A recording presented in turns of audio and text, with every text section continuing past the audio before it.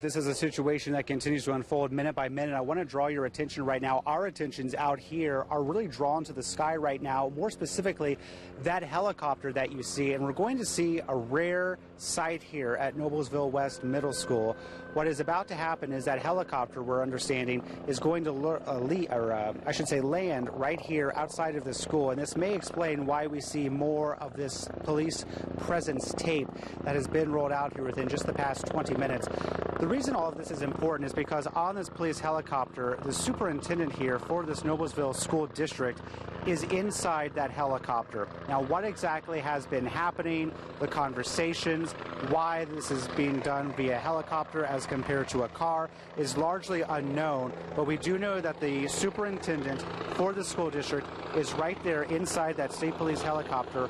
Once it lands, there is going to be a couple of minutes after that, the press conference, the media briefing at 2 o'clock.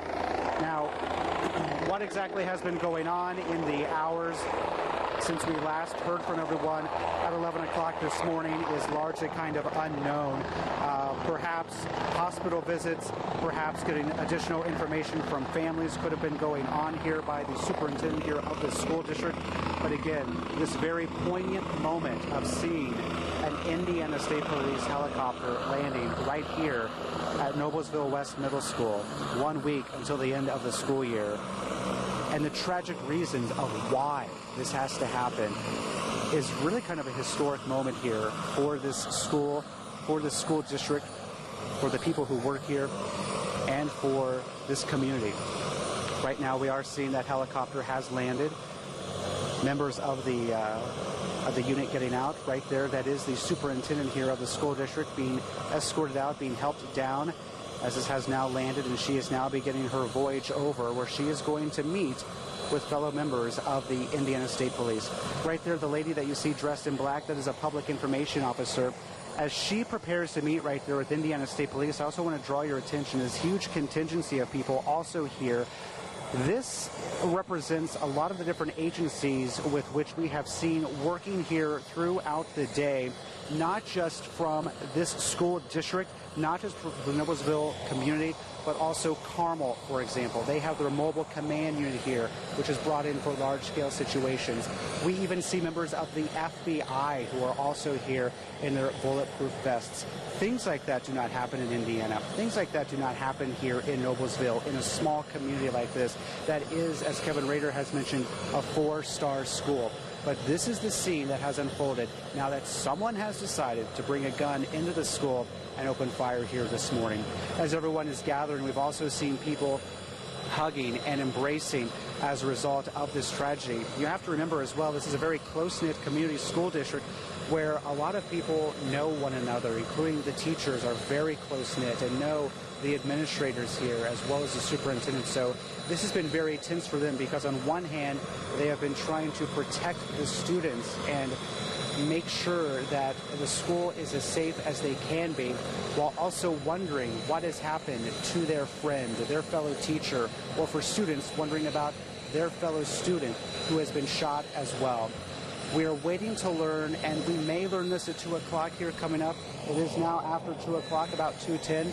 We may learn here coming up the condition of the two people who have been shot. That could be coming right now. That could be coming later today or in the days ahead. That is something that we expect to learn here as part of the information that we are all very curious about right now. And we're also seeing possibly Joe Donnelly here, there, the gentleman in the sunglasses, having a few words as well. This, no doubt, really sparks a debate, a conversation that has just really continued nationwide and unfortunately is now playing out in our backyard about gun control and more specifically how to make sure this never happens again. This is a conversation you can imagine lawmakers will be getting involved in, and I apologize, Joe Donnelly not in the sunglasses right there. I see him now to the right. He is here and is meeting with the contingency that you see right there. A lot of what they're talking about right now is, again, making sure that they have all their T's crossed and their I's dotted when it comes to making sure they all have the latest information, the most up-to-date information that they can relay here when they make their public remarks coming up here at 2 15 perhaps when this media briefing will be underway. So right now it's a lot of fact checking. It is a lot of making sure the latest information is out.